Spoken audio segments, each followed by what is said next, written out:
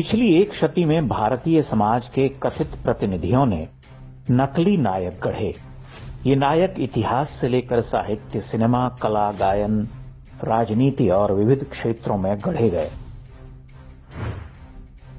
1947 के बाद तो इस गढ़न में अभूतपूर्व तेजी आई। उदाहरण के तौर पर सावरकर का नाम सबसे पहले लिया जा सकता है, जिन्हें क्लीव खलनायक बनाया गया। गोडसे को गांधी वध के लिए भारतीय हिंदू जीवनधारा का सबसे बड़ा अपराधी घोषित किया गया। गोडसे को सुनने का प्रयास तो किसी ने किया ही नहीं।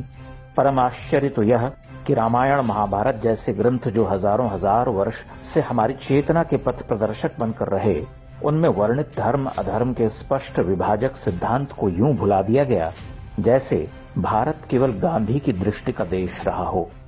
गांधी विरोध यानी भारत विरोध। हमने समग्रता में यह नहीं पूछा कि भला भीष्म, द्रोण आदि को क्यों मरना पड़ा, रावण और वाली क्यों मारे गए। आप इस दुराग्रह पर गंभीरता से विचार करेंगे तो पाएंगे कि इसके मूल में हिंदू चिंतन धारा, दृष्टि, इतिहास बोध का उन्मूलन है।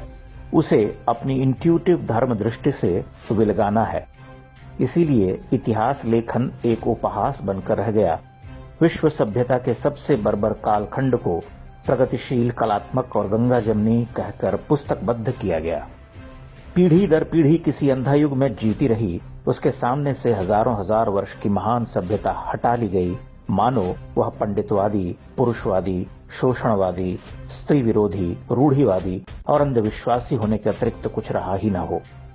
जो कुछ भी महत्तर या श्रेष्ठ रहा वह केवल अहिंदू था, यानी बौद्ध, जैन अथवा नास्तिकवादी। संस्कृत एक मृत भाषा हो गई। भारतीय इतिहास नायकों से विहीन हो गया। धर्म, दर्शन, गणित, विज्ञान, कला, साहित्य और स्थापत्य में उसके पास कुछ न था। ताजमहल भारत के सांस्कृतिक पर्यटन का प्रतिनिधि स्मारक बनकर रह गया। उसी तरह कला और साहित्य के जगत में ऐसे नकली नायकों का निर्माण हुआ जिन्होंने शास्त्र और इतिहास को दूषित किया। सिनेमा पर अगर आप ध्यान दें तो पता चलता है कि हिंदी सिनेमा का सर्वाधिक दूषण हुआ है।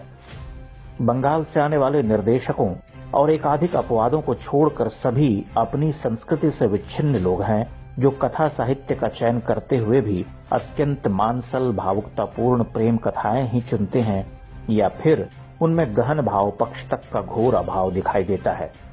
इतिहास के हिंदू गौरव का गायन तो वहां नहीं के बराबर है भी तो अत्यंत नौटंकी प्रधान और रद्दी, जिसका समापन अंततः हृदय परिवर्तन के गांधीवादी चिंतन के साथ होता है। इसीलिए कभी मुगले आजम, कभी अनारकली तो कभी ताजमहल जैसी फिल्में बनती रहीं। बंगाल से आए निर्देशकों ने सशक्त कथा साहित्य का चुनाव किया। कुछ मराठी फिल्मकार और कुछ अन्य भी अच्छी फिल्में बना सके। अन्यों के पास तो बस वही फूल पाखी गान रह गए, वही सेक्युलरी विधवा विलाप। सिनेमा के क्षेत्र में सबसे भयंकर दुष्प्रचार मंगेशकर बहनों के विरुद्ध हुआ। लता को मीडिया के एक वर्ग ने हमेशा अधिनायक वादिनी, नई गायिकाओं का करियर बर्बाद करने वाली स्त्री के रूप में स्थापित करने के कुचक्र रचे।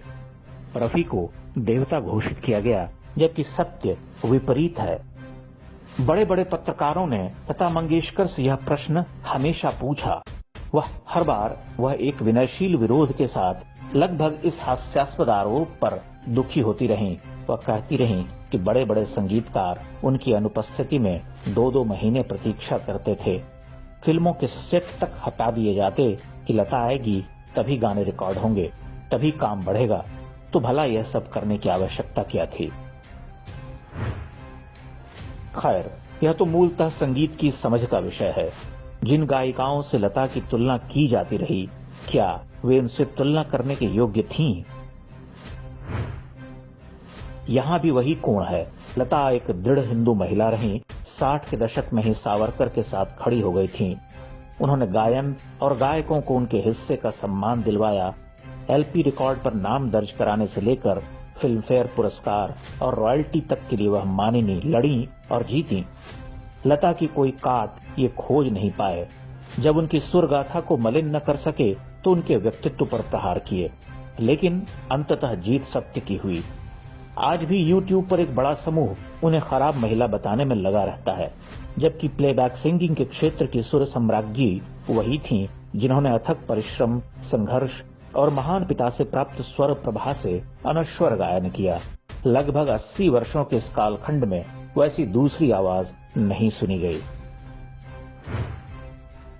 इस पहलू पर विचार करने से पता चलता है कि रफी की महानता को एक प्रभुत्वशाली वर्ग द्वारा गढ़ा गया, जिसमें संशयवादी आत्महीन हिंदुओं ने सहयोग किया, वरना मन्ना दा से लेकर किशोर कुमार तक को लंबे समय तक उतनी उपेक्षा न सहनी पड़ती। मन्ना दा को तो जीवन भर यह ताप सहना पड़ा, वह अपमान में जलते रहे, भद्र थे, चुप रह गए, यदा कदा अपनी पीड़ा कह गए। किशोर ने अपने प्रभुत्व और भावनात्मक किंतु अनाटकीय गायन से बड़ी सी धरती अपने नाम कर ली। रॉयल्टी विवाद में भी रफी को हीरो बनाया गया, जबकि वहां लता ही सच्ची थीं। रफी का चरित्र निर्माण सायास है ताकि यह सिद्ध किया जा सके कि समुदाय विशेष के लोग अच्छे होते हैं, दोषी हमेशा हिंदू होता है। इसीलिए इंडिया टुडे जब शती के महानतम संगीतकार का चयन करता है तो सी रामचंद्र, एस.डी. बर्मन, मदन मोहन, सलिल चौधरी, शंकर जयकिशन, पंचम, जयदेव जैसे धुरंधरों को छोड़कर सीमित संवेदना के रचयिता नौशाद पर ठहर जाता है।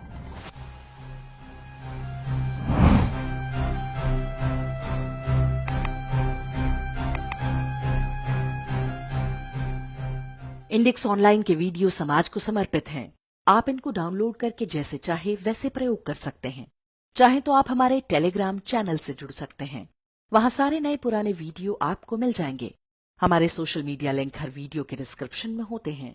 हमारा एकमात्र उद्देश्य हिंदू समाज को जागृत और एकजुट करना है। इसमें सहभागी बने। धन्यवाद।